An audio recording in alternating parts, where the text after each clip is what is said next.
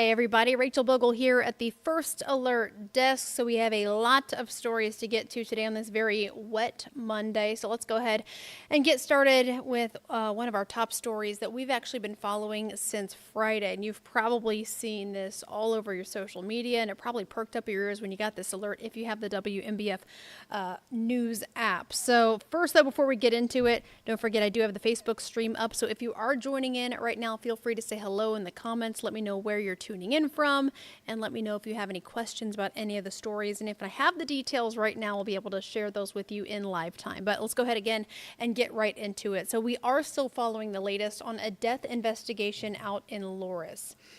Horry County Police were called to the five-star farm along Highway 746 on Friday. So once they got there, they reportedly found 52-year-old Eric Slate dead inside a kangaroo and wallaby enclosure with visible signs of trauma. So you're taking a look here at photos of Eric Slate here sent in to us through his brother and through Five Star Farm itself. So an autopsy has been ordered to determine his exact cause of death. Slate is a relative of the farm's owner, Robert Slate, who is now really just trying to speak out and put the online rumors and speculation to rest. And there surely has been a lot of conversation about this story over on Facebook and all social media platforms, basically. So you can hear some of his conversation and what he's saying, what he said to our Eric Richards today. You can hear more of that tonight at 11. You can also see some of their conversation as well right now over on WMBFnews.com.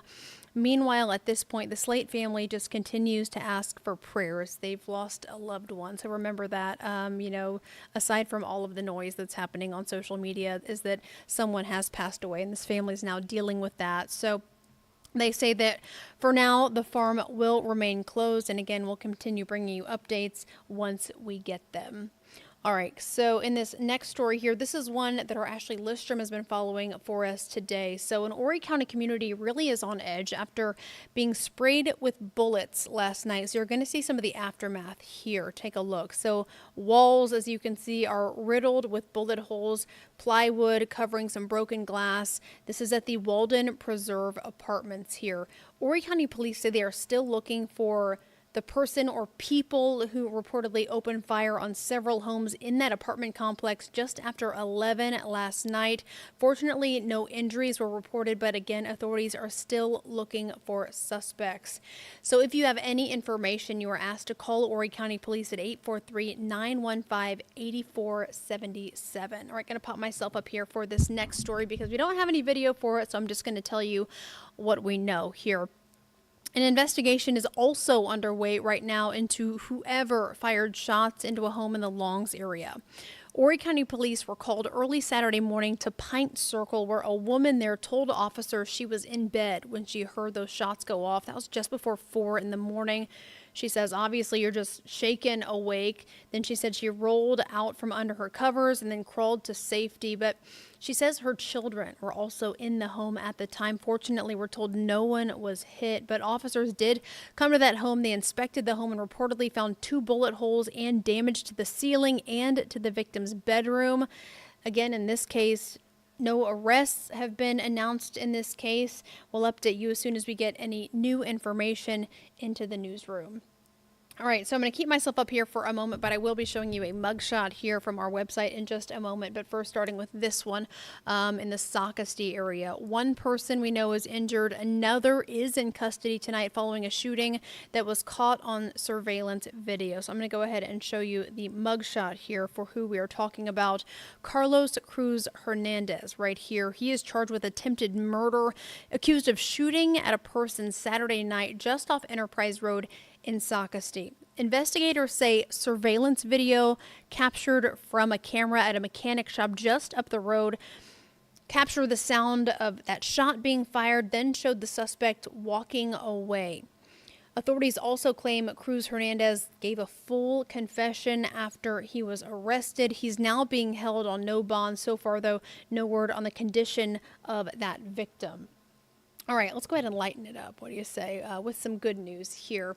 Earlier today, the Myrtle Beach Police Department announced its Officer of the Year. PFC Saquon LaFontaine received the 59th Officer Joe McGarry Memorial Award. You can see him there getting that standing ovation this morning. So LaFontaine is a neighborhood officer in the Booker T. Washington neighborhood where he works with the community on the area's parks and just trying to make those parks and the whole community really safer for everyone.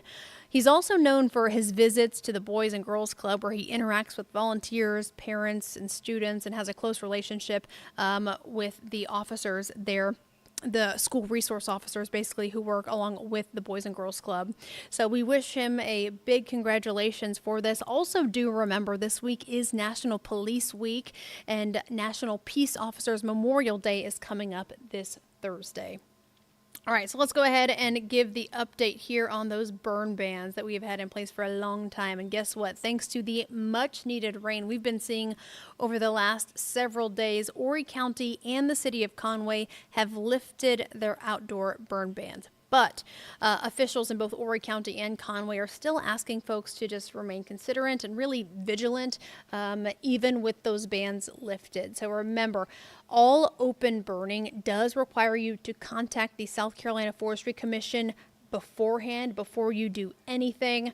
For more information on open burning and the precautions to take, really everything you need to know if you are looking to do any kind of burning, debris burning, or anything like that, make sure you just check all that information out. You can find it on this story over on our website right now, very conveniently. All right, speaking of rain, let's talk about the forecast because we are going to continue seeing plenty of showers and storms through tonight and then more rain expected for tomorrow. So popped up the Grand Strand 10-day there for you right now. So our first alert weather team says that they're really not expecting any significant severe weather, really just some pockets of heavy rain, maybe some lightning, gusty winds. So they're keeping things at a level 1 storm risk across our region. We will get some peaks of sunshine though as we go into Tuesday and Wednesday. We're going to see temperatures there in the mid to upper 70s, and then you can really look forward to the end of the work week if you're trying to get out and about, because that's when we're going to start seeing kind of that drying and warming trend working its way back in. I mean, take a look at that. We're going to get to upper 80s near 90 Friday and into the weekend there. So plenty to look forward to, but we all know we certainly did need a lot of rain, and we are seeing plenty of it right now. All right, so let's go ahead and talk about what we are watching for you new at 11 tonight. We don't have any video. I'm just going to tell you what we know here. New at 11, the suspect in a PD assault case has now been extradited back to Marlboro County after allegedly being arrested for something else here in Horry County. So earlier today, Marlboro County deputies confirmed they've extradited 31-year-old Stevan Lewis.